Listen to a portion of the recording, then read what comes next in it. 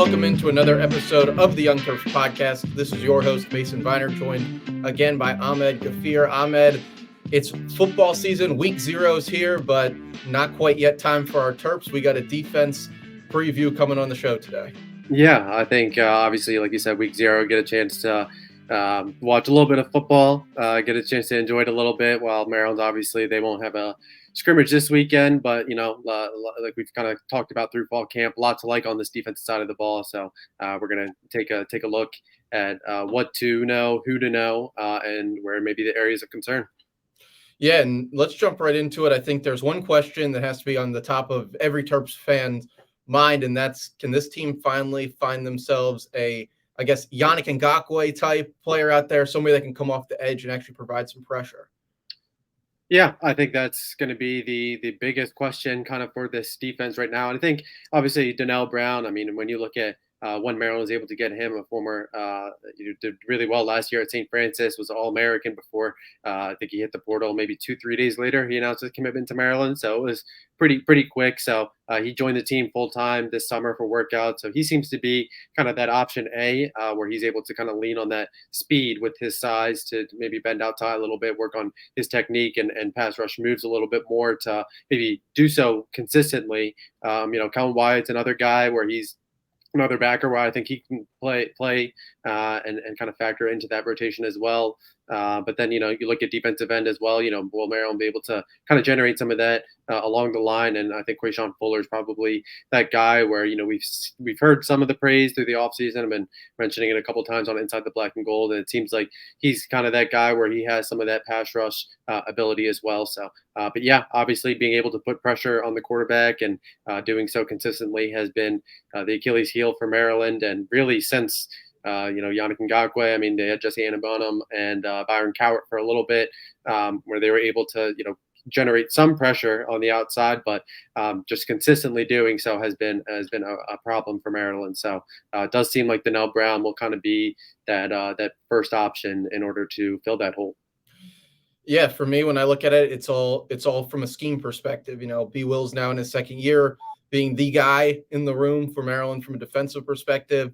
I think when you look across the board right now, there's some things that jump off, and that is, one, how just athletic this defense is from top to bottom, how many guys they have that can potentially give them some outside ideas, some creative ideas in the blitz game. You look at a guy starting from, the back end of your defense, Dante Trader and Bo Braid, you can send them on blitzes and create pressure. I think you mentioned it on the site. They have a lot of opportunities from that nickel or SAF position, whoever's out there on the field, whether that's Avante Williams or Glenn Miller gets healthy again, a guy who I really liked when they brought him off the edge to create those situations. And you kind of saw as the season went on, they got more aggressive in different ways last year. And I think they're going to have to continue to do that. As far as front four pressure goes, you really have to get some push up the middle. That's one spot where I think Kite and Finau were not great. They were not really good pass rushers in there. They didn't really get much push up the middle. And then while you bring in talent on the edge, you don't really have proven guys coming back. I think really it's going to be like bringing Barham. It's going to be bringing Dante Trader off the edge. It's going to be maybe mixing in some corner blitzes and then calling them at the right times, which is, I think, one of the spots where Maryland, I think they've struggled. They pressure when in situations where a team's got a perfect counter to it, slants across the middle. They really do tip their hand hard on that. I think it's going to be a lot of honing in on the craft of disguising the blitz off the edge and finding different ways to more or less overload blitz a team. Yeah, and I think you said, a lot of the scheme packages and whatnot. I mean, we've seen Tarheeb still really the last 2 years where he's lined up in the slot and he's been able to kind of generate some pressure. Glenn Miller's another guy where, we found him inside the box, and I think he's probably I think he's in contention for one of the most physical guys. Think about Avante Williams, Bo Braid.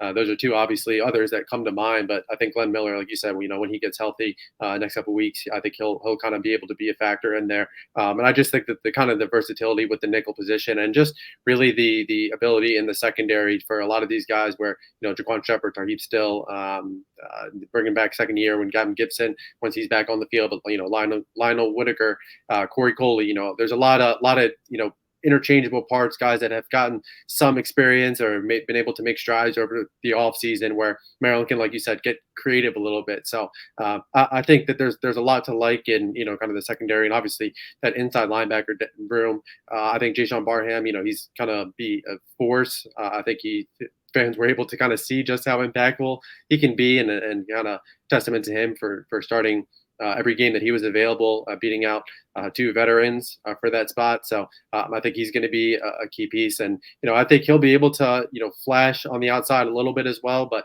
just kind of being that versatile backer for Maryland's defense, and hopefully he ends up being Maryland's leading tackler this year. Yeah, and then it kind of segues us into one of our other points, which is depth along this line. But the thing that also jumps out to you when you look at it is, especially at that jack linebacker spot, if it's not Brown there, then kind of who is it behind that? Are we going to have to see a guy like Neo Avery come in, true freshman, right there on the edge of your defensive line? That's a scary thing, even if he can come in and play. These Big Ten seasons, we've had freshmen flash early. They get beat up. They get worn down. They're, playing against fifth year, fourth year guys every week in, week out, and they just get beat up over time.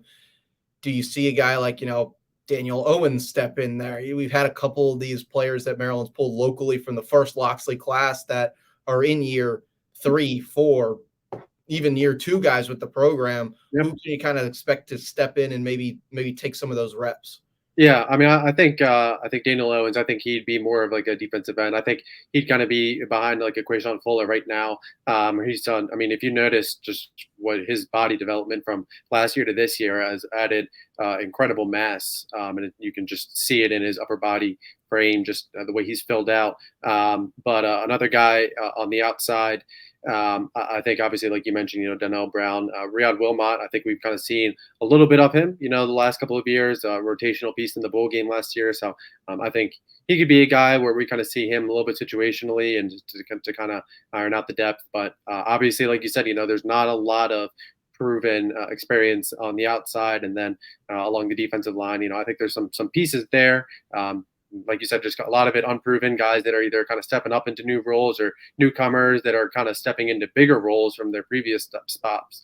But I think that there's a lot more optimism and just kind of the overall bodies and the depth and the way that these guys kind of fit into the defense that kind of give confidence in the front seven. Yeah, and you see inside, I actually have a little bit more confidence just when you look down the list, maybe guys that don't jump off the page but have played meaningful snaps for you. And for those of you that have listened to this show and have seen anything that I put out there, I really do talk about players that have played Big Ten snaps and knowing what to expect out of them. And then a guy like an Isaac Bunyan, who, look, not the highest rated recruit ever. I'm not going to say he's going to be your number one defensive lineman on the inside, but go 2 years back, 3 years back, you turn on the film, Maryland, Minnesota, he's out there playing, snaps when that game was close, when Minnesota was really good, which I guess was 2 years ago. He was out there last year. Christian Teague, another one, guy who came in, was it from Morgan State that he was a transfer from last year? He's out there, SMU, Maryland. He's playing right in the middle of the game when that game's close and got snaps throughout the year. So at least you have in that spot, unlike the other side of the ball, you have a lot of guys who have played in these games that have been in there, and whether those snap counts were under 10, they were still, rotationally in there. Teague playing a lot of nose tackle for Maryland last year when Finau and Kite were down, and then those guys, you can play a really good rotation through there. Now, still those guys up front that are starting, like a Jordan Phillips, is very, very unproven. Yeah, and I think that's right. I think Jordan Phillips, just going off him, I think he's a guy, I've written about it a couple of times, but they really wanted him out of high school. And I think a lot of the traits they liked out of high school were kind of the same traits that they wanted when he was in the portal. Which is why he's kind of been able to step in, or had the ability to step into potential starting role, which I very much expect him to. But yeah, like you mentioned, Christian Teague, Isaac Bunyan, but those guys, I asked Mike Locksley on Big Ten Media or Maryland Media Day just about that overall defensive line depth. Just with a lot of guys that they've shown flashes or they've proven it at lower levels elsewhere, and now they're kind of coming in, or they were Tommy King Basote, Tyze Johnson, both those guys who were rotational guys, they're going to be asked to be stepped up as every down defensive lineman for this roster. And Isaac Bunny and Christian Teague, both of those guys were among the first guys mentioned. Dylan Fontes is another guy. When you look at guys who primarily play early in their true freshman season, Nine times out of 10, it's guys who get there in January. And Dylan Fontes was a guy that they really liked out of high school. We're able to get him thanks to Baker, Brian Williams. And he comes in, and I expect him to kind of be in that rotation as well. How much he plays, especially just being in his first year, I think is kind of remains to be seen. But definitely a possibility that he's able to play through that. But then, you look at Drake Colbert, another guy who's kind of able to. And I mentioned this when he committed, but I don't think he'd be a guy that started, but has been able to prove that he's a quality piece, a plug and play guy inside.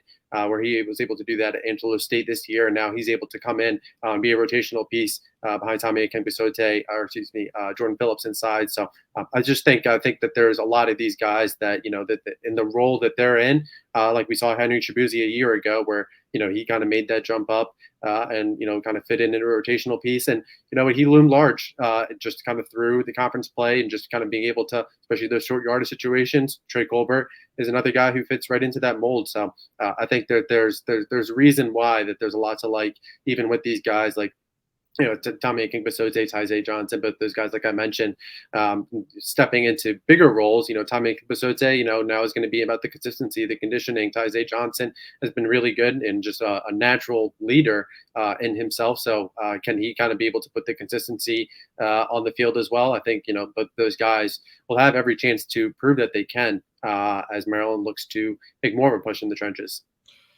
Yeah, I'm to kind of echo what you said. It's just time for some of these guys to step up. You look at when they brought in Tommy A and when they brought in Johnson, they were these huge recruits from Maryland. They got big guys out of here that could play in the defensive linemen that were from the DMV, and it was kind of like Locksley's immediate impact on Maryland. Now, as a freshman, true freshman for those guys, I don't really think that it was a realistic expectation to see them on the field. Now, we've constantly seen them kind of in flashes, in rotation. They had two, what I'm going to say is really legit Big Ten defensive linemen in Ami Finau and Nasili Kite in front of them. Now it's time for them is it 3 or 4 for those? It'd be year 3. They were 2021 recruits. Yeah, year 3 for them. That's when those guys need to start to produce for you up front on the line. And just like what I said last week when we talked about the offensive line and seeing guys like Chris Love be, on the 3 deep, when that's a guy you brought in a couple years back, those are the pieces you need to develop up front to win games. That's what you need to see. And they lost a lot of that class that they brought in the defensive line, but what's left of it needs to produce now. Yeah, I completely agree. And I think Locksley, he's really echoed that statement a lot on the offensive side of the ball. It takes, 2-3 years to kind of build up the trenches a little bit. And, that same holds true on the defense side of the ball, especially for Maryland, with Locksley when he came in to just kind of bolster up that roster. And I think Tommy Akinbisote, he was a guy who was 4-star out of Flowers, had a long list of offers. Oklahoma, I remember, was a school that was in the mix for him at the end. But he was a guy, at 6'4", was really light on his feet. The way he moved with just that natural athleticism with his size, I think was kind of what really jumped out. And now was kind of, just, learning the technique and making that transition. So I think it's, natural that we've kind of seen him, gradually make those strides. And like you said, now is the time where it's time for them to produce in order for Maryland's defense to live up to expectations. Yeah, let's move on. We'll circle back to linebackers since they play a role in that front seven for us. Let's talk about the defensive backfield, a spot that I think really is finally a true strength for Maryland. I mean, last year you had 2 big time guys that jumped off the page, but now you start to see another spot where recruiting looks like it's paying off for the Terps. Yeah, I mean, obviously, Maryland's able to bring back Bo Brady, Dante Trader, both of those guys, just natural leaders, very good friends, and I think that chemistry between them really puts the safety room in good hands. Obviously, Tamarcus Cooley, he's another guy who got in there, former 3-star from North Carolina. He enrolled in January. He's looked good. Former Miami safety Avante Williams. We've mentioned him for that nickel spot as well. I think he's a guy that is versatile, and I think he's going to be a big piece. And Glenn Miller, like we talked about, I think when he's healthy, I think he's going to be another key piece. He honestly might be my most underrated player on this Maryland defense. I think when he plays, he's never been viewed as maybe a clear-cut starter, but I think that when he plays and he's on the field, 9 times out of 10, you notice when he's on the field. So I think that he's a really good piece. And then obviously the cornerback room, Jaquan Shepard, he's going to be able to go against those wide receiver ones. Tarheeb still, he's going to be able. Oxy talked about him playing outside along with playing the nickel, in an effort to kind of maybe accelerate the development process of, obviously, you have Corey Coley, who's a veteran now, but Lionel Whitaker, Gavin Gibson when he gets back, and Perry Fisher. Perry Fisher is the guy that initially signed as a wide receiver, played quarterback in high school, also played corner in high school, but just that natural athleticism, the way he moves, when he arrived last June, very quickly made the move to the defensive side of the ball, and just like I said, I think with his ability to play quarterback and maybe analyze the other side of the ball a little bit, I think that kind of helped accelerate just his development process as a corner. And as Henry Baker, he's very much into detail. So just learning the technique of it, that's kind of been the biggest strides for him over this last year. So I think Perry Fisher's a guy that he's able to step into that rotational role. But like I said, I think, I've mentioned a lot of names for good reason. I think that's why the secondary is in such good hands this year. Yeah, the ones that I think fly under the radar for many people that don't follow Maryland recruiting as closely or as involved as you and I is Perry Fisher. I mean, this is a guy the staff was really, really high on coming out of high school, played it, kind of had to play quarterback in that last year of high school, but a guy who I was actually disappointed to not see stay in the wide receiver room and be moved to the defensive side of the ball. I think he's a guy that's going to be able to make an impact. It might not be this year. It might be in a really small role this year, but I think over time, this is a spot where, a guy like Tarheeb still is probably going to move on at the end of this year. Same thing for Shepard, guys who are coming in, trying to make that last push for the league. I think you start to see the young guys come in. This staff has been laser focused on getting really, really fast in the defensive backfield, being really, really versatile and athletic in it.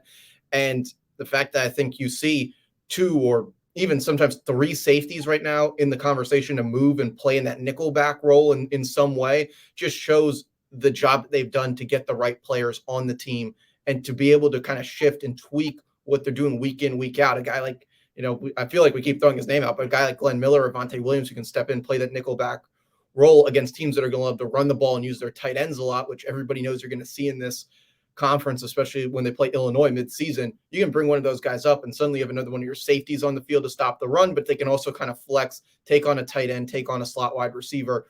That's a big adjustment that Brian Williams can do. And it also can help them out in the pass rush, the blitz game, trying to bring pressure from different places. If you're not able to lock in on, oh, that guy's just a cover corner, suddenly you become a lot harder team to scout, a lot harder team to prepare for, and then ultimately a harder team to play against and beat.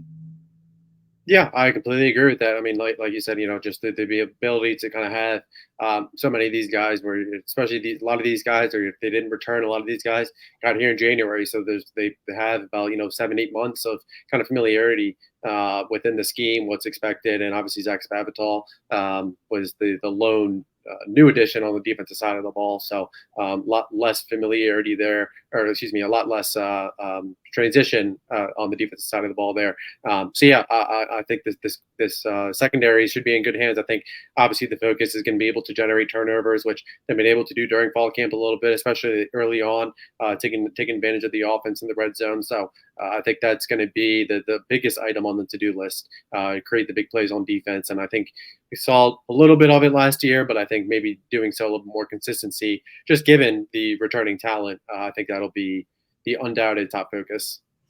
Yeah, and when you look at the schedule too, it's a lot of opportunities against a lot of unproven quarterbacks, especially early in the year, and that can be a blessing and a curse for them as the season kind of progresses. But they're definitely going to get those chances to jump on opportunities throughout the year against either first-year starters or teams that are just don't really have a certain quarterback.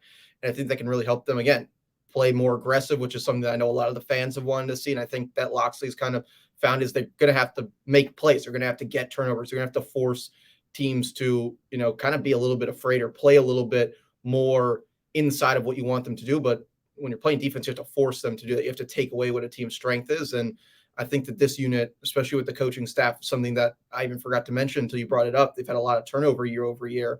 This year, they return almost all of that staff. You would hope that this kind of becomes the jump year for the defense.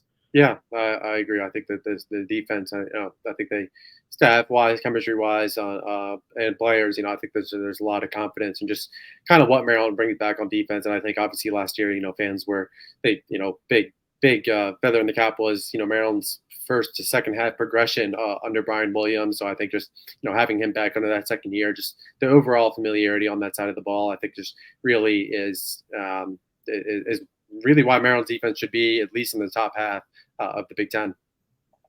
Yeah, and one of the big parts of that is the linebacking core of this team, where you almost see year over year no turnover in your top four, especially on that inside linebacker position. And that, when you talk about a defense that has strength, the linebackers become always the topic of discussion. Yeah, I mean, obviously, I mean, I think you can make the argument that especially the inside linebacker room is probably the deepest room on the team. I think wide receiver would probably be the only position where I'd say they're probably just as deep. But I just think with Jason Barham, Ruben Hippolyte, Najee Gote, Caleb Wheatland, Jeremy Spraggins, Michael Harris. He's another guy. He got here in June and he's looked real good. So I think that there's a lot of experience, and that's why I think Jason Barham, where he has that explosiveness and that instinctiveness. That's why I think he's able to be a little versatile, a little bit more, and like he was last year, where he lined up a little bit outside. I think he has that ability, that positional versatility for Maryland this year. So I think obviously just having and a lot of these guys, I think Deshaun Jones. A lot of fans looked at him and said, hey, he's coming back for his sixth year. But Najee Gote is also coming back for his sixth year, and he's been here, watched the entire Locksley culture kind of progress and whatnot. And he's not the most outspoken, maybe natural leader, but the guy that he's very well respected within the locker room. So I think he's another guy. And Ruben Hippolyte, he just leads by example. I think he's done so since he's enrolled. So I think there's a lot of talent as well. And then obviously Caleb Wheatland, I think we saw him take that jump really since he enrolled with the program last January, excuse me. So I think there's just a lot of quality pieces here, where a lot of quality depth as well. Yeah, and I think the big focus guys are going to be that second group right now, or what it looks like that second group, whether it is Caleb Wheaton and Fananje Gote out there, is again consistency staying on the field, being one, especially for Gote. He's had some injury concerns over time here for Maryland. I think for Wheatland, it's just that second year of football here at Maryland. He came in, he was an early enrollee, and I believe he was also a little bit on the younger side. I think he was 17 when he enrolled at Maryland. So, he kind of gets into that spot where he's more, caught up just across the board. And look, you're looking at a group where I think they have a shot to really fly under the radar in the conference. You've seen all of those. I'm sure plenty of you guys have seen all of them.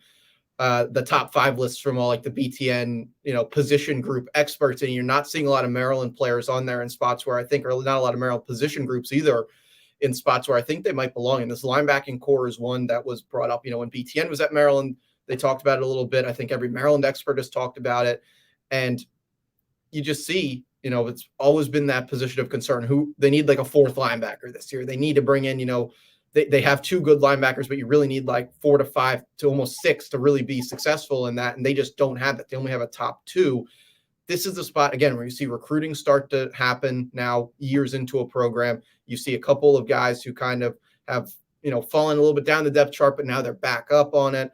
And then you just have, again, experienced players like a Spraggins, a guy who, a lot of fans don't really have always seemed to call out, but he came in from JUCO. He's been with this program now for a couple of years. And if they need to put him in spots or where he can succeed, then they have the ability to do that. He doesn't need to be an every down linebacker for you. I think those things, again, are key. It allows them to game plan. It allows them to have guys take snaps off, and it allows them to really spread their talent across the board and become overall a successful unit instead of saying, man, that, Jason Barham's got to play every play this week. I don't really think you're going to need to see that. Yeah, I think that's fair. I mean, I think obviously, especially the inside linebacker room, quarterback of the defense.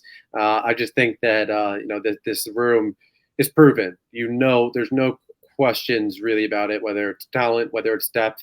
And I think that really helps. And like you said, I think even when you look at Loxley's first year in the linebacker room till now, obviously, beginning, they were able to kind of capitalize on the portal, get Keandre Jones, get Jack Smith, but the depth just wasn't exactly there yet. So I think, obviously, we haven't talked about, obviously I know he's an outside guy, but we didn't talk about really much about, Avery, Dylan Gooden, but those guys were 4-star prospects out of high school. And I think those guys, I think Avery will probably get a chance to kind of flash a little bit as that jack linebacker behind Donnell Brown as well. But Dylan Gooden, I think he's another guy where he has that pass rush ability, outside backer. I think he fits best as a Sam, but just like we said, just there's a lot of quality there in that too deep. So I think this linebacker room, for whether it's the talent or the coaching, I think both Lance Thompson, James Thomas, both those guys have done a really good job just developing the talent there. So the linebacker room is going to be probably I expect it to be one of the best in the Big Ten. Yeah, and that kind of takes us to what leaves you the most confident about this defense. I feel like you have a conversation about Maryland football defense since they joined the Big Ten, at least if not going back further. This might be the most positive preview they've been able to do. Yeah, I mean, I just think because the biggest question mark to me was the defensive line. Do they have the proven depth? And we don't know that they have the proven depth yet. But you know what, on paper, and the returns from fall camp is that they've been able to show that they've been able to generate some push. They've been able to control the line of scrimmage a little bit. And obviously, Maryland's offensive line has been a work in progress. So I think that what we've seen from Tommy A, from Tyzay Johnson, and Jordan Phillips, what's expected out of him, I think all three of those guys will be able to, kind of make that front seven serviceable, and Maryland will be able to, win some battles. It might not be pretty against the Ohio States, the Penn States, the Michigans this year, and all three of those schools return really good offensive lines going into the season. So I just think that there's a reason why that, with a lot of these guys coming back, that they're kind of able to, maybe quiet some of those concerns. I just think with the overall talent in the secondary, a lot of these guys that are just proven leaders, a lot of these guys that have the experience, Tarkeep Still, Bo Braid, Ruben Hippolyte. I mean, these are all guys that have played, 15, 20 games, 25 games throughout their careers in College Park already. So, you look at what Brian Williams did last year. I just think kind of all of it together, just the whole package is kind of why this defense really should be good. Yeah, I have to agree with you on that. And you know what? You said proven depth there, and I kind of see it as depth for depth's sake in some ways. Is at least they have guys that you're right, that played 10, 12, 15, 20, 25 games, both non-conference, conference, on the road. They've gotten guys that have gotten, all the way from not being on like a travel squad to being in the rotation. And when you look at the trajectory of a program, building a team over time, something that I think really starts to factor in this year under Mike Locksley for Maryland, you get, oh, I've seen that player before. Suddenly they're not playing nobodies. If you pay attention, if you watch all the games, you'll see guys that you notice out there. And yeah, there's always going to be a mix of transfers and new additions. That's just the era of college sports that it is. They have to add to the transfer portal to bolster the roster because they're losing guys off of the team that might have been expected to step into that role this year. But when you look at it, for me, it's the safety play of this team. They have the inside linebackers. They also have two guys who kind of quarterback your defense from the back end, being Dante Trader and Bo Braid. I don't really think this is a defense that you're going to see a lot of big plays come against. I think they're really going to be able to cover the field left to right, and it's going to allow them to blitz. It's going to allow them to kind of take away some of their weaknesses by using their strengths, and that's something that's going to build a stronger team. And you're right, I'm not sure what's going to happen when they line up against Penn State or Michigan, teams that are going to want to run the ball 50 times in a game against them and really play smash mouth, old style Big Ten football. But I think the question that every fan has to ask themselves, almost every person involved with the program in any sort of way, has to be, can they go through a season and beat every team that they are better than on paper? And one of the things that's always stopped them from doing that is silly mistakes, giving up big plays. That Purdue game kind of haunts me from last year when it comes to that. It's just like they could have done it, but they just didn't. They just weren't sharp that day. They just didn't show up. They didn't have the depth. They were banged up. They were, missing one guy they really needed. When you look at this defense, yeah, if they lose their big name guys, it's going to hurt. But they have experienced backups in a lot of those positions. They have the ability to rotate guys in those high hit positions. And that hopefully will pay off. But again, Locksley always likes to rotate guys. So you're going to see a lot of players out there. Just feel like you need to manage the workload early in the season so they're still there healthy at the end of the year when they have some of those bigger name opponents coming to College Park. Yeah, I agree with that. I like your more specific answer. I feel like now mine was a little bit more of a cop out when I realistically just said I like the whole defense. But I think obviously, like you said, I just think that the secondary Like we said, the big generating the big plays is going to be the big thing. But another thing, is Jaquan Shepard, Donnell Brown, or excuse me, not Donnell Brown, Jordan Phillips, Avante Williams. All three of those guys have been with the program since January, so they've been very accustomed to the scheme. They went through spring ball. Donnell Brown, he got he enrolled or joined the team for workouts and whatnot, and in June. So he's going to be another key piece, like we said. But I just think just kind of maybe the experience with the linebacker room, obviously, like we talked about with Ruben, with Jay Sean, Fanaje, Caleb Wheatland. I think all these guys, their play speaks for themselves, the way they carry themselves in the locker room, the leadership that they kind of have, that especially Ruben, that kind of helps maybe leak out onto the rest of the defense, maybe to kind of be that leader. I think that's kind of what leaves me the most confident. I just think that they have the depth to get through the Big Ten play, even if you have to, God forbid you lose, Jay Sean Barham, Ruben Hippolyte, you have to lean on Fanaje Gote, Caleb Wheatland. Those are two guys that they can do it. I think they've been able to prove it in the past. I think Caleb Wheatland showed those flashes. So I just think that there's a lot to like in the linebacker room. Kellen Wyatt's another guy. I just think that with their returning talent, with the way that they've kind of shown themselves over the last year, and I think as Maryland looks to take advantage in the front seven through conference play, I think that linebacker room is really going to shine bright this season. Yeah, and I think that's kind of a holistic look at the defense. Two other things I want to hit on. Who's going to be the impact freshman? It seems like Locksley always has a guy that kind of jumps up the list right before the season starts, and it at least makes an impact throughout the year. Not a ton of room, not a huge hole where they're looking to like fill it with a freshman this year. But who do you kind of have as that impact guy? I'll go with Dylan Fontes. I think he's a guy that maybe through the season we start to see a little bit more. We talked about I think even Loxley, he mentioned Maryland Media Day. He's going to have to kind of maybe accelerate the maturation process a little bit more. And I think like I talked about when I hit on him with defensive line, he's the guy that they really liked out of high school. The way that he's kind of able at 6'4", he's able to been able to put on about 20 pounds of muscle. And I think now it's just kind of been getting accustomed to the college speed of things. So I think he's a guy where he's going to be able to find his way on the field, especially in the short yardage situation. So I'll go him. I probably wouldn't go with Mike Harris.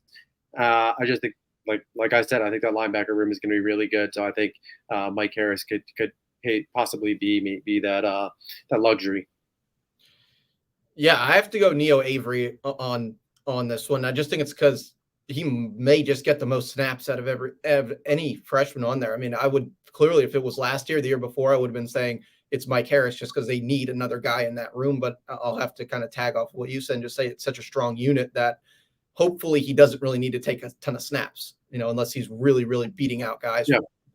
I think just they're going to look to rotate that jack linebacker position. That's that blitzing kind of, maybe it's even blitzing Sam or Will, where they can rotate guys throughout and bring pressure from different places. I think Neo's just going to have that opportunity. He's a long guy. He can come around the edge. And look, if the pass rush is strong, or if the linebackers are the concern, those outside backers, which has kind of been a weakness throughout Loxley's tenure here at Maryland, they're going to have that opportunity to really eat it up this year. And I think that he's going to be the guy that kind of jumps off, makes some flash plays this year. I don't really think he's going to be your every down guy, but certainly makes some splash plays. Yeah, I think that's a very fair pick. I think he's a guy, obviously, when he enrolled in June. I think he's been able to. It's funny. He was initially that quarterback at good counsel, and everyone thought that he's not a quarterback at the next level. And you know what? If you ask him, he didn't want to play quarterback at the next level. He wanted to be that edge rusher, that outside guy. And I think once he made that move to the defensive side of the ball, that was really when his recruitment really hit another level. Out of high school, and I think he's kind of been able to do that ever since he came back from his ACL injury mid-season last year for good counsel. He's been able to kind of work on that explosiveness and steadily chip away. So he's been good. He's been able to flash a little bit more. I think like you said, Donnell Brown, Kellen Wyatt, all those guys. Dylan Gooden has that pass rush potential, but Neo Avery, that blue chip from last year's class, I think that's a very, very solid pick for breakout player next year. So really quick, let's just hit on special teams. We're not going to have a chance to really preview them before we're into game week. So what are the Terps looking like? Obviously, kicker, the big hole that everyone's looking to fill right now. Yeah, I think ever since Chad Ryland, ever since he left, I posted on Inside the Black and Gold. Jack Howes is going to be that guy. I think he was going to be that guy last year, and it sounded like there was really comfort, unless there was, a true difference maker in the portal. And enter Chad Ryland, who was probably the best specialist in the portal last year. And Loxy talked about it, just maybe being able to learn from Chad Ryland last year, the way he approaches the game, his just the preparation and whatnot, kind of helped him. So I think he's been able to kind of capitalize through spring ball. They brought in a couple other kickers. I believe another was a walk on from Eastern Michigan, and how beat him out. So I expect him to be the guy there. Not exactly Chad Ryland level talent, but definitely no slouch by any means. And I think the kicking game would be good. In the punting game, Colton Spangler is back. Obviously, him and Anthony Barcarella were the two punters last year. Spangler was the dominant one who took the vast majority of the punts. So he's back leading that. I expect Tarheeb still to kind of be that main guy, Deshaun Jones, but those guys have the experience. And I think just having two veterans is kind of what maybe helps them kind of hold on to that spot. Then in the kick return game, I like Ty Felton, Octavian Smith, Roman Hemby, Braden Wozlowski, and then wouldn't be surprised if maybe Ryan Manning's another flex guy. So we shall see.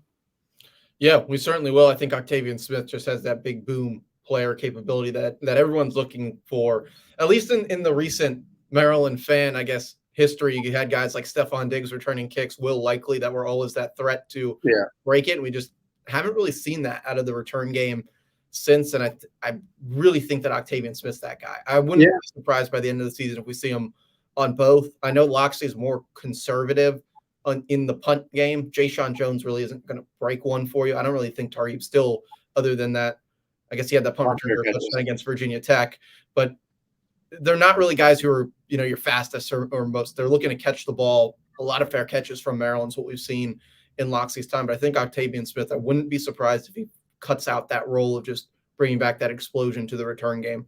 Yeah, I think so too. Obviously, I mean, Javon Leake was the guy. He was able to really make that third phase of the game real asset for Maryland. I think Octavian Smith. I mean, last year I think midway through conference play, I think Octavian Smith led the Big Ten in return yards per game. So definitely wouldn't shock me. I think a bold take would maybe say Octavian Smith has 2+ touchdowns on special teams this year. And I can't wait just getting to really cover him through this last year and out of high school, whatnot. I think the more Maryland fans see him and just get a chance to see his personality, I think the more they'll love him. So definitely excited to see him grow this year. So we have game week coverage coming up this week. Our goal for the season is after Tuesday, when Maryland has their media availability, we're going to do the pod. We're going to have a midweek pod kind of previewing the games. Not going to really be a true preview this week with Towson coming in. We're going to talk kind of season expectations, last pieces of camp. Terps will have their first depth chart out, even though that's been notoriously unreliable. But, it will give you at least an idea. There's a lot of pieces, I think, where that 3 deep is a bit of a tell of who's kind of climbing the ladder. Not that it's going to tell you who's actually going to be in the game, but it will tell you who they're kind of liking as a staff right now. Then we got some cool stuff coming post-game this year. We're going to have a post-game pod every week. It's just going to be a matter of we're going to try maybe mix in some lives after the game to get that content out as quickly as possible, get those instant reactions going. And then as the year progresses, we'll tweak, add things to it. If you feel like we're missing something here on the pod, drop us a comment. We're always looking for feedback on what we do here. Ahmed, anything to add? No, definitely looking forward to it. Season is definitely here. I think fans are ready for the end of preseason coverage and ready to get rolling. So excited to fire away. As always, subscribe for great Terps coverage to Inside the Black and Gold. That's where Ahmed has all of his insider content where he doesn't share with us here on the podcast. And like this, rate it, review it, wherever you listen to this podcast. Drop us a follow, give us a like. It really helps us out here. And as always, thanks for listening.